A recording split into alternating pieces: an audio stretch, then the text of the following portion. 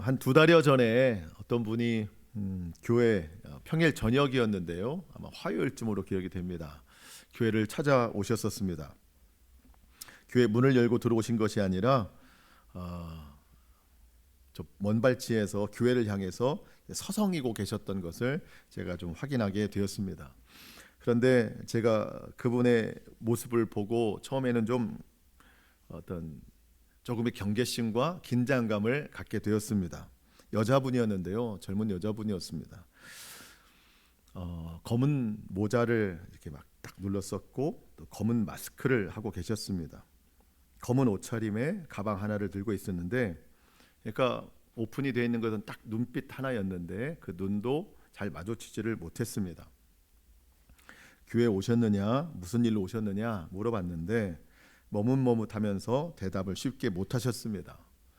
결국에 말씀하시는 것이 이제 물어볼 것이 있어서 왔다는 겁니다. 한번 물어보시라. 이제 그랬더니 여기서 물어보느냐, 이제 복도를 얘기하는 거죠. 그래서 좀 긴 시간 얘기가 될 것 같아서 제가 이제 유치부실로 안내를 해드려서, 사실 좀 저도 경계심을 가져야 되거든요. 왜냐면 요즘은 아주 세상이 좀 그래서 어떤 일이 어떻게 일어날지 모르니까 문도 살짝 열어놓고 불을 켜놓고 이렇게 지금 대화를 좀 시작했습니다. 사연이 많은 분 같았어요. 개인적인 사정에 대해서는 들을 수 없었고 지금 자신이 죽으려고 하고 있다. 그래서 몇 번 시도도 했다. 한강도 갔었고 다리 위에서 뛰어내리려고 하는데 그분 표현으로는 방해하는 사람들이 자꾸 있었다는 거예요. 길을 지나가는 사람들이 왜 그러느냐 붙잡기도 하고 여러 가지 그런 방해 요소가 많아서 아직 죽지 못하고 있다는 거예요. 그런데 자기가 너무 궁금한 것이 있어서 그것이나 좀 알고 죽자 해서 오신 거예요. 이게 무엇이 궁금하냐 물었더니, 교회를 다녀본 거라고는 아주 어렸을 적에 시골에 있는 교회를 좀 다녀본 것 같은데, 그때 그 전도사님이 교회에서 뭐를 이제 아이들에게 해주는데 인형극을 하나 불러 이렇게 보여주셨나 봐요. 그때 인형극에 등장했던 것이 어떤 과일이고 뱀이었대요. 여러분들은 잘 아시겠죠? 벌써 그 인형극이 좀 끝날 즈음에 뭐라고 말씀하셨는데, 여러 가지 말씀이 있었는데 기억나는 거는 네 글자라는 거예요. 요한복음. 요 멜로디, 이 네 글자만 기억이 나더라는 겁니다. 도대체 이게 뭐길래 자꾸만 머릿속에서 마음속에서 떠나지 않고 자기가 죽으려고 지금 하고 있는데 이 궁금해서 이것만 좀 알아보고 죽자. 그래서 왔다는 겁니다. 저는 더 궁금한 게 있어요. 그걸 물어보려고 어떻게 우리 교회까지 오셨냐? 그걸 물어보고 어떻게 우리 교회까지 오셨을까? 버스를 타고 가다가 우연히 내렸는데 저기 교회가 하나 보여서 저기 가서 한번 물어봐야 되겠다 하고 오셨다는 겁니다. 이 동네 사람이 아니에요. 근데 몇 번 물어보러 교회 간 적이 있었다는 겁니다. 한 번은 서울에 아주 큰 교회에 들어갔었대요. 물어보려고 그거를. 근데 갔더니 평일 낮에 전도하려고 많은 사람들이 모여 있었다는 거예요. 뭘 좀 준비하면서. 갔더니 이제 낯선 사람이 오니까 사람들이 많이 환영을 해줬겠죠. 무슨 일로 오셨느냐. 근데 이분이 그때도 머뭇머뭇한 거예요. 교회가 쉽게 그들에게 받아들여지지 않았고 자기가 물어보는 것도 참 조심스러워서 머뭇머뭇하고 시간이 좀 지체될 때 또 그분의 어떤 그 복장이나 그분의 행동이 그냥 보통 그런 일반적인 것이 아니라고 생각이 돼서 그분들이 그냥 빨리 나가라고 했다는 거예요. 우리 바쁘니까 빨리 나가라고. 아마 거린처럼 여겨졌나 봐요. 조금 있다가 그분 표현으로는 교회에 좀 더 높은 사람들이 왔대요. 나중 보니까 아마 부목사, 전도사들인가 봐요. 전도팀 내보내려고 기도하러 그때 오는 거죠. 근데 그분들한테 좀 뭘 하려고 했더니 이분들은 더 강력하게 내쫓더라는 거예요. 그런 일들이 몇 번 있었다는 겁니다. 그래서 절대로 교회는 가지 않겠다. 라는 마음 먹고 죽을 생각만 하고 죽을 기회를 자꾸 찾는 거예요. 그런데 그때마다 자꾸 그게 몇 가지가 생각이 나는 거예요. 그 과일, 그리고 뱀 인형, 그리고 요한복음이 도대체 뭐냐? 그것만 알고 죽어야 되겠다. 그것만 알고 죽어야 되겠다. 해서 뭐 어떤 사정들은 잘 모르겠어요. 그러다가 이제 우리 교회 온 거죠. 교회에 대한 분노와 저주가 아주 컸습니다. 그래서 우리 교회도 못 들어오고, 그냥 교회가 싫은 거예요. 못 들어오고 서성인데 제가 어떻게 발견이 돼서 같이 얘기를 나눠본 겁니다. 다 이야기를 들었어요. 한참 들었습니다. 제가 대답해줘도 되겠느냐 동의를 받고 제가 들은 것에 대해서 이해한 바를 말씀드렸어요. 어렸을 때 본 과일과 그 뱀 인형극은 이러이러한 거다. 죄가 세상에 어떻게 들어왔는지를 이야기하는 내용이고, 아까 말했던 요한복음 3장 16절을 말씀하는 거다. 성경이 두껍지만 이 성경을 한 단어로, 한 구절로 표현하자면 바로 그 요한복음 3장 16절이 가장 중요한 구절이다. 하지만 하나님께서 당신에게 그거를 기억하게 하셨는지 모르겠다. 예수님을 믿는 자마다 멸망치 않고 영생을 얻게 하신다. 하나님이 당신은 그렇게 생각하시나 보다. 차근차근 그분의 눈높이에 맞게 어쨌든 설명을 해드렸습니다. 설명 중에 막 여러 가지 질문도 하고 대답도 해드리고, 마지막 질문이 그거였어요. 나 같은 사람이 기도해도 하나님 들어주시냐? 들어주시죠. 그럼 지금 기도해도 되겠느냐? 한번 해보시라고. 자기는 평생 기도를 한 번도 해본 적이 없고 기도를 어떻게 하는지도 모른대요. 그래도 기도를 시작했어요. 하나님도 부르진 않아요. 기도를 하는데 대부분 교회에 대한 감정들이 저주로 쏟아부어졌습니다. 이 땅에 있는, 이 세상에 있는 교회들이 다 불태워졌으면 좋겠다. 다 망했으면 좋겠다. 특히 자신이 가서 내쫓김 받았던 그 교회는 멸망했으면 좋겠다. 그러면서 기도를 하는데 대화식으로 하더라고요. 그 교회는 사람은 없고 벌레만 가득했다. 거기 있던 사람들, 높은 사람들 다 망했으면 좋겠다. 그런 기도를 했어요. 그러면서 한 사람만 살려달라고 기도하더라고요. 어렸을 적 다녔던 교회 전도사님. 저도 좀 포함시켜줬으면. 그래도 만났는데 그 전도사님만 좀 살려달라고. 그 교회만 살려두고 다른 교회들은 다 망했으면 좋겠다고 그런 기도를 했어요. 그분의 기도를 듣고 있는데, 물론 그분의 어떤 감정과 분노로 쌓인 그런 기도의 내용이었지만 어쩌면 이 시대를 향한 하나님의 책망의 말씀인지도 모르겠다라는 생각이 들었어요. 저분을 통해 말씀하시는 건가? 교회에 사람은 없고 벌레들만 가득하다. 그분의 저주 섞인 표현이지만 하나님 보시기에 이 시대에 교회 안에 성도라고 하지만 진짜 성도는 얼마나 있겠는가? 이 시대에 목회자들이 참 많은데 진짜 목회자는 얼마나 되겠는가? 저부터 반성이 되더라고요. 저부터. 진짜 목회자인가? 벌레만 가득하다는데 그렇게 느껴진 거예요. 저도. 하나님이 이분을 통해 듣게 하시는 건가? 기도가 다 끝났어요. 가방을 열더니 뭘 주섬주섬 꺼내요. 간식 몇 봉지를 꺼냅니다. 공원 같은 데 자기가 노숙도 하고 가보면 달리기 하는 운동 모임들 한 다음에 간식을 나누는데 사람들이 다 두고 간다는 거예요. 그래서 그런 것들을 챙겨서 가방에 두고 자기처럼 잘 먹지 못하는 사람들에게 간식을 나눠주는 걸 한다는 거예요. 그래서 이거 깨끗한 거예요 하면서 저한테 한 3가지를 내밀더라고요. 네. 이거 드려도 되겠냐고. 감사하다고 이제 받았습니다. 그분이 가기 전에 마지막으로 한 말은 그거였어요. 자기가 살 수 있는 힘이 5%밖에 안 남았었는데, 사실 그 5%도 그냥 죽기를 위한 5%였죠. 근데 어쨌든 대하고 나니까 한 30% 정도 마음이 생겼다. 이렇게 이제 말씀을 해 주셨습니다. 저는 그분에게 죽지 마세요. 그럴 용기 있으면 그 용기로 열심히 사세요. 이런 말 하지 않았습니다. 그런 말 얼마나 많이 들었겠어요. 그냥 그분 기억 속에 떠오르게 했던 그 어렸을 적에 들었던 하나님의 말씀, 인형극, 요한복음이라는 이 성경 몇 가지 단어, 이게 그에게는 소망이 되겠다.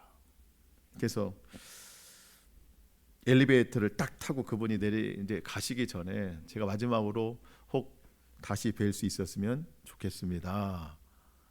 그랬더니 예, 제가 만약 살아 있으면요 하면서 언젠가 혹시 그럴 수도 있을지 모르겠습니다. 그렇게 하고 엘리베이터 문이 이제 닫히고 끝났어요. 저는 기도했습니다. 요한복음이라는 네 글자 단어가 그를 죽지 못하게 한 거잖아요. 그 죽음을 막은 거잖아요. 그렇다면 하나님이 그 요한복음이라는 그 기억 네 글자만으로도 그를 지금까지 지켜주셨다면 어쨌든 저와 대화를 통해서 그 뜻이 무엇인지를 알게 하셨으니 요한복음 3장 16절 하나님이 세상을 이처럼 사랑하사 독생자를 주셨으니 이는 그를 믿는 자마다 멸망치 않고 영생을 얻게 하려 하심이라.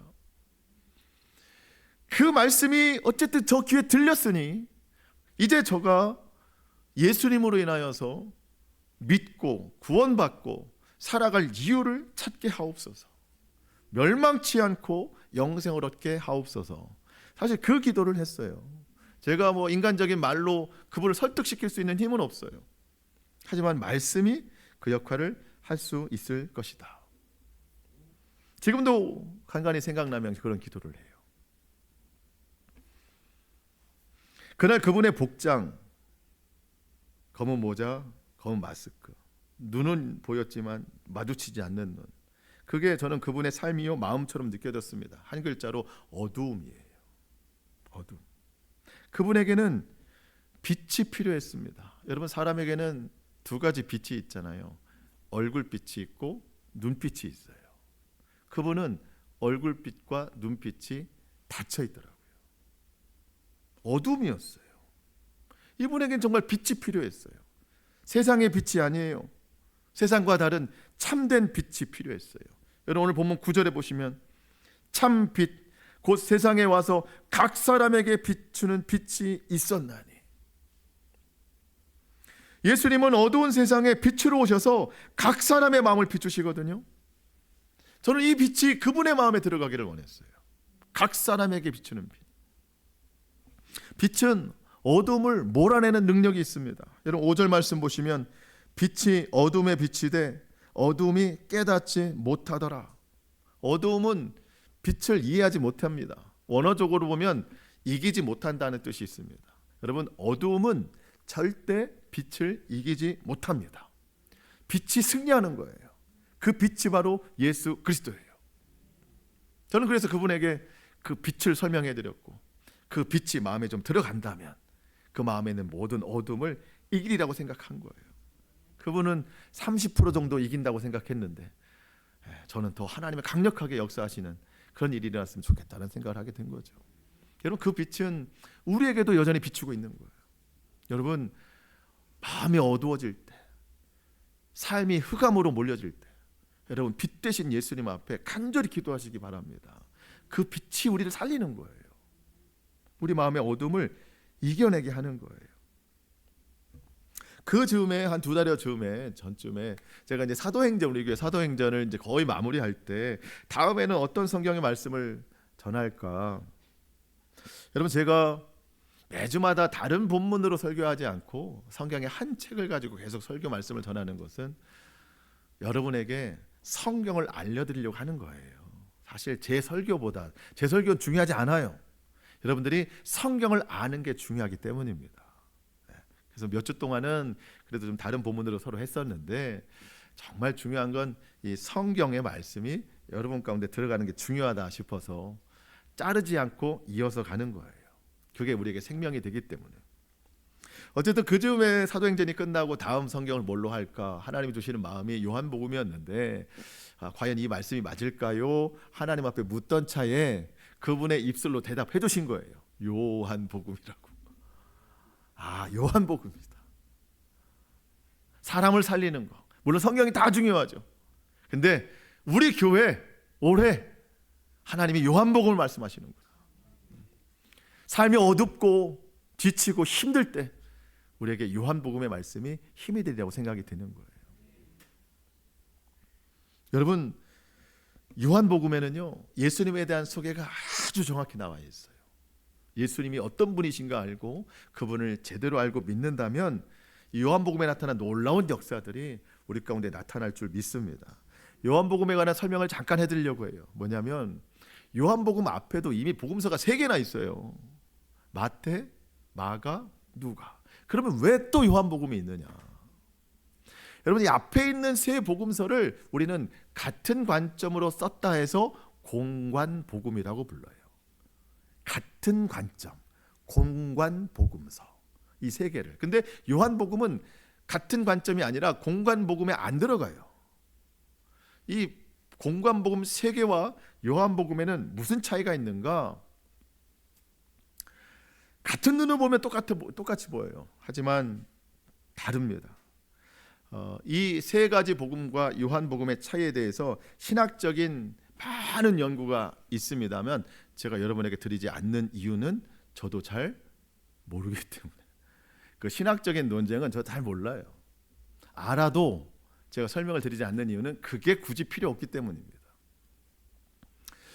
제가 이해한 관점에서 여러분들에게 좀 말씀을 드리면, 물론 그것도 어려울 수 있습니다. 마태, 마가, 누가, 그리고 요한, 뭐가 다른가? 일단은 이 글을 보는 사람들이 달라요. 마태복음은 유대인들을 위해서 썼습니다. 마가복음은 로마에서 고통당하는 성도들을 위해서 쓴 거예요. 누가복음은 데오빌로라는 한 사람에게 쓴 거지만 이방인들을 위해서 쓴 겁니다. 근데 요한복음은 어떤 구체적인 대상이 없어요. 여러분, 12명의 제자 중에 예수님의 맨 마지막에 죽은 사람이 사도 요한이에요.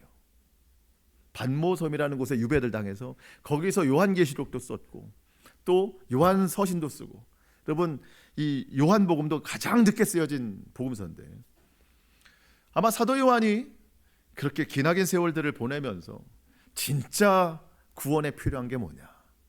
예수를 제대로 아는 거. 예수를 제대로 아는 거.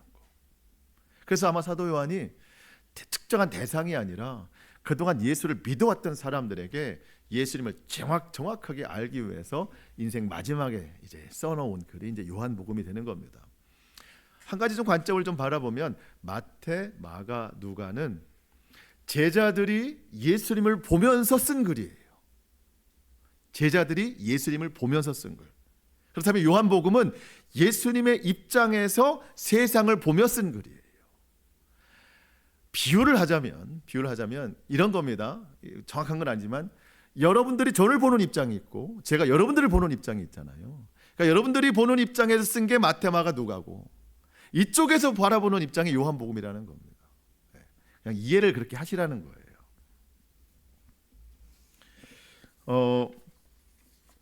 요한복음에는요, 예수님의 그 하신 말씀이, 성경이면 빨간 글씨가 제일 많아요. 요한복음에. 왜냐하면 예수님 가까이에서 예수님 하시는 말씀들을 다 기록한 거예요. 여러분, 오늘 보면 18절에 보면은요, 본래 하나님을 본 사람이 없으되 아버지 품 속에서 있는 독생하신 하나님이 나타내셨느니라. 하나님 아버지 품 속에 예수님이 계셨는데 그 예수님이 우리 가운데 육신으로 오셨다는 겁니다. 그러면 하나님 품 속에는 예수님이 계셨죠. 그러면은 예수님 품 속에 있던 제자는 누군가? 그게 바로 요한이라는 거예요. 요한은요 늘 예수님 품 속에 있었어요. 다른 제자들이 시기할 만큼. 베드로가 아니에요. 베드로가 수제자였는데 물리적 거리로는 요한이 제일 가까이 있었습니다. 한 번은 예수님이 마지막 식사를 하실 때 제자들에게 너희 중에 하나가 나를 팔 것이다. 누구를 얘기하는 거예요? 가룟 유다를 얘기하는 거잖아요. 그래서 제자들이 서로 웅성웅성합니다. 도대체 누가 예수님을 판단 말이냐? 그랬더니 베드로가 제일 궁금해하면서 예수님 품에 안겨 있는 제자에게 네가 좀 물어봐 라고 이야기를 해요. 요한복음 13장 23절, 제자 중 하나 곧 그가 사랑하시는 자, 예수님이 가장 사랑하시는 자, 이게 누구냐면 요한입니다. 요한복음에 이런 표현이 많이 나오는데 요한은 자기 이름을 안 넣어요. 예수님이 사랑하시는 자, 그게 요한입니다. 그가 어디의 품에? 예수의 품에 의지하여 누웠는지라. 그랬더니 시몬 베드로가 머릿짓을 하여 말하되 말씀하시는 자, 그 팔자가 누구인지 한번 네가 물어봐라. 그랬더니 25절, 그가 예수의 가슴에 그대로 의지하여 말하되 주여, 누구를 얘기하는 겁니까?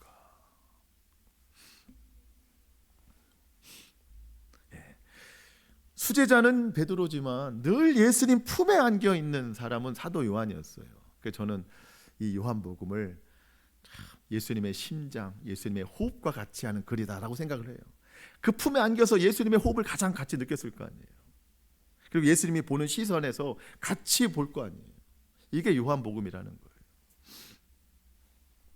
그래서 예수님의 말씀이 제일 많이 기록됐습니다, 요한복음에는. 그리고 요한복음에는 물론 기적들도 있지만 가장 특별한 것이 예수님께서 말씀하시는 나는 무엇이다. 7가지가 기록됐어요. 다른 복음서에는 없어요. 나는 생명의 떡이다. 나는 세상의 빛으로 왔다. 나는 양의 문이다. 또 나는 선한 목자다. 나는 부활이요 생명이다.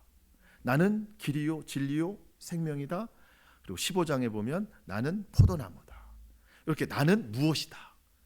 그러니까 예수님이 제자들 향해서 나는 너희의 이것이다 라고 말씀하시는 것이 요한복음이에요. 요한복음은 그런 관점으로 보는 겁니다. 사도 요한은 처음부터가 아니라 글을 마칠 때쯤에 이 요한복음을 기록한 목적을 이야기를 하는데요. 같이 한번 읽어보겠습니다. 요한복음 20장 31절입니다. 시작. 오직 이것을 기록함은 너희로 예수께서 하나님의 아들 그리스도이심을 믿게 하려 함이요 또 너희로 믿고 그 이름을 힘입어 생명을 얻게 하려 함이라. 아멘. 믿게 하려고 썼대요. 믿어서 그 이름으로 인하여 생명을 얻게 하려고. 매번 주일이나 모든 예배가 그렇지만 특별히 요한복음을 보면서 우리의 믿음이 더 성장하기를 원합니다. 그 이름의 힘을 입어서 매일 생명력 있게 살아갈 수 있기를 축복합니다. 요한은 복음서를 시작하면서 마치 창세기를 보는 듯 출발을 합니다. 여러분 1절로 3절 보시면 태초에 말씀이 계시니라. 이 말씀이 하나님과 함께 계셨으니 이 말씀은 곧 하나님이시라. 그가 태초에 하나님과 함께 계셨고 만물이 그로 말미암아 지은 바 되었으니 지은 것이 하나도 그가 없이 된 것이 없느니라.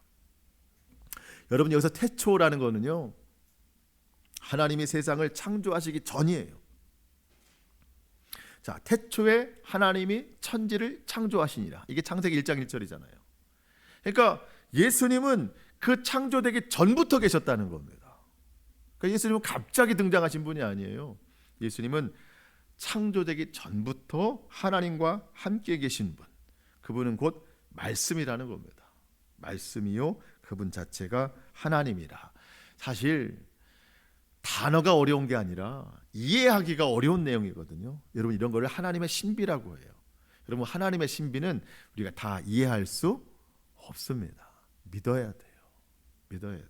믿으면 삶으로 이해되기 시작해요. 삶으로. 그렇지만 우리가 한 가지는 구체적으로 알 수 있는 게 뭐냐면 3절에 보니까 만물이 그로 말미암아 다 됐다.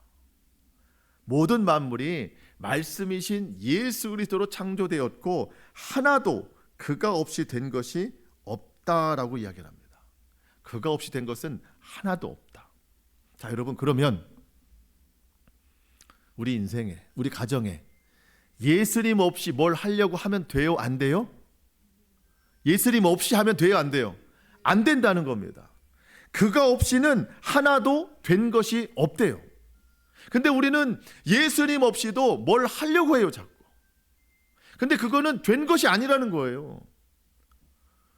예수가 없이는 하나도 되지 않아요. 만일 뭐가 됐다 하더라도 그것은 진짜 된 게 아니에요. 그건 세상이 하는 일입니다. 여러분 세상 사람들 중에 많은 것을 이루고 많은 성공을 이루고 높은 위치에 있고 많은 소유가 있어도 그 얼굴빛이나 눈빛이 밝음이 없는 사람들이 있어요. 왜 그래요? 예수가 없이 뭘 했기 때문이에요. 예수 없이 뭘 이룬다는 거는요, 맞지 않는 일입니다. 예수 그리스도 안에서 우리가 살아갈 때 참 생명이 있고 참 빛이 있고 참 기쁨과 만족이 있는 거예요. 여러분, 그래서 우리가 오늘 두 번째 주일을 맞이하잖아요. 그래서 우리 결단해야 됩니다. 그가 없이는 하나도 된 것이 없느니라. 주님이 없이는 되지 않게 하옵소서. 예수 그리스도 안에서 이루게 하옵소서. 그 기도를 우리가 해야 되는 겁니다. 4절 말씀 보시면 그 안에 생명이 있었으니 이 생명은 사람들의 빛이라. 진짜 생명은 예수 그리스도 안에 있는 겁니다. 네. 그러니까 예수님 없이 뭘 해도 그거에는 생명이 없는 거예요. 그러니까 만족이 없고 기쁨이 없어요. 욕심만 있는 거예요. 예수 그리스도 안에 생명이 있고 그 생명은 빛으로 찾아오셨다는 겁니다. 여러분, 올 한 해 더욱 예수 그리스도의 이름을 붙들고 사시기를 축복합니다. 예수님 우리에게 등불이에요. 빛이에요. 빛이 어둠에 비치면 어둠이 이기지 못합니다. 그래서 여러분, 이 말씀을 붙들고 올 한 해 많이 기도하셔야 됩니다. 여러분, 올 한 해 살아가면서 우리 마음에 어둠이 얼마나 많이 찾아오겠어요. 우리 가정에 흑암의 권세가 얼마나 많이 찾아오겠어요. 그때 여러분, 그냥 기도하지 마시고 말씀 붙들고 기도하세요. 우리 가정에, 내 마음에 빛으로 오신 예수님, 모든 흑암의 권세를 물리쳐 주시옵소서. 내 마음에 있는 모든 어둠의 영을 물리쳐 주시옵소서. 빛이 돼 어두움이 이기지 못하더라. 그러면서 여러분 기도하시면 그 순간 여러분, 어두움은 빛이 오면은요 고민하고 뭐 갈까 말까 이런 고민 안 해요. 여러분, 어두운데 스위치 키면 그냥 빛이 딱 들어오잖아요. 어두움이 갈까 말까 고민 안 해요. 여러분, 빛 대신 예수님 믿고 기도하면 마음의 어둠이 그냥 떠나는 거예요. 그게 성경이 우리에게 약속하시는 바예요. 특별히 여러분, 예배의 자리에서 그 빛 대신 예수님을 다시 한번 우리가 영접해야 되는 겁니다. 예배 자리에서. 여러분, 11절 보시면 자기 땅에 오매 자기 백성이 영접하지 아니하였으나, 이 땅이란 말은요 원어적으로 보면 소유라는 뜻이 있습니다. 소유. 어떤 부자가 먼 타국 땅에 오래 여행을 갔어요. 자기 포도원이 있고 농장들이 다 있습니다. 누가 이거를 농사를 져야 되기 때문에 이웃 주민들에게 이거를 약속하고 농사를 짓게 했어요. 거래가 있었겠죠. 오랜 시간이 지나서 주인이 돌아와서 그 계산을 하려고 해요. 몇 년 동안 일한 것에 대해서 당신들이 가져갈 부분과 나에게 줘야 될 부분을 서로 계산하자.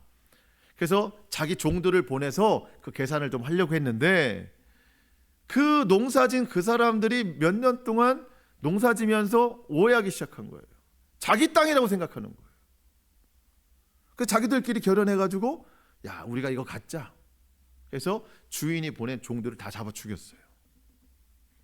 몇 번 시도했는데 그런 결과가 일어나자 이 집 밭 주인이 그러면 내 아들을 보내자. 내 아들은 나와 똑같은 권한이 있으니 내 아들한테는 함부로 못하겠지 했는데 그들이 그 아들까지 잡아 죽였어요. 자기 땅에 보냈는데 자기 소유인 줄 알고 착각하는 거예요. 그분이 예수님이세요. 예수님이 온 세상을 구원하시려고 하나님이 보내신 예수님을 자기들이 그 아들을 죽인 거예요. 자기 땅에 오신 분. 여러분, 이 예배, 예수님은 자기 땅, 자기 소유라고 생각하시는 거예요. 우리에게 찾아오신 거예요. 우리가 그를 영접해야 되는 거예요. 근데 우리가 영접하지 아니하면 하나님의 은혜를 경험할 수가 없는 거예요. 주님이 오늘도 마음에 어둠이 있는 나에게 찾아오셔서 그 빛으로 어둠을 몰아내시려고 하는데, 예배의 자리에는 있지만 더 깊숙한 곳으로 나가지 못하면 우리는 어둠으로 왔다가 어둠 그대로 나가게 되는 겁니다. 여러분, 우리가 그런 예배 드리지 말자는 거예요. 주님 앞에 더 깊이 나아가자는 겁니다. 우리는 이미 예수 그리스도를 구주로 영접한 사람들입니다. 근데 여러분, 한 번의 영접으로 모든 게 끝나는 게 아니에요.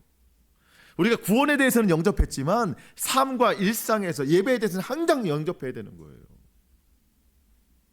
여러분 영접이라는 뜻 아시죠? 여러분 뭐 대통령이 해외 순방을 하는데 해외 나가면 그 격에 맞게 그 나라에서 영접을 해요. 매우 중요합니다. 누가 공항까지 나오느냐, 그 위치가 누구이냐. 그래서 그 위치가 이 대통령의 여기서 가는 대통령의 위치와 존중을 말해주는 거예요. 누가 와서 군대가 도열하고 어떤 퍼포먼스를 하느냐, 이게 영접의 차원이거든요. 극진히 모시잖아요. 그러면 야, 이 나라가 이 대통령을, 우리나라 대통령 극진히 생각하는구나, 좋게 생각하는구나, 대화가 달라지기 시작하는 거예요. 이게 영접이에요. 오늘도 예수님이 예배 가운데 우리를 찾아오십니다. 우리 영접해야 되거든요. 여러분 세상의 대통령 왕도 극진히 하는데 하나님이 찾아오셔서 우리 가운데 오시는데 우리가 온 힘과 마음과 전심으로 주님을 영접해야 되는 거죠. 그러면 예수님께서 나를 이렇게 극진히 대접하는구나, 영접하는구나. 그럼 예수님이 더 마음이 열리셔서 우리에게 은혜를 더 부어주시지 않겠어요? 근데 예배 시간조차도 영접하지 못하면 여러분 예수님의 은혜를 경험할 수가 없다는 겁니다. 여러분 영접하는 자에게 얼마나 큰 은혜를 주시는지 저는 16절이 참 감동적입니다. 16절 여러분 이거 받아야 됩니다. 16절 같이 한번 읽겠습니다. 시작. 우리가 다 그의 충만한 데서 받으니 은혜 위에 은혜로라. 아멘. 은혜 위에 은혜로라. 여러분 주님이 주시는 은혜가 우리가 감당할 수 없을 정도로 은혜를 부어주신다는 거예요. 영접하는 자에게 그 충만한 은혜로 살 수 있도록 은혜 위에 은혜를 부어주신다. 여러분 예배 시간에 예배를 드려도요, 은혜 못 받는 사람이 있고 은혜 받는 사람이 있고 은혜 위에 은혜를 받는 사람이 있어요. 우리 뭐 어떻게 받아야 되겠어요? 은혜 위에 은혜를 받아야 되겠죠. 그럼 그 은혜 위에 은혜가 일주일 동안 우리 가운데 충만할 거 아닙니까? 우리가 땅을 밟고 일주일 동안 살아가는데 은혜 위에 은혜 있는 자는요, 구름 위에 살듯 하나님께서 기쁨과 만족을 주실 거예요.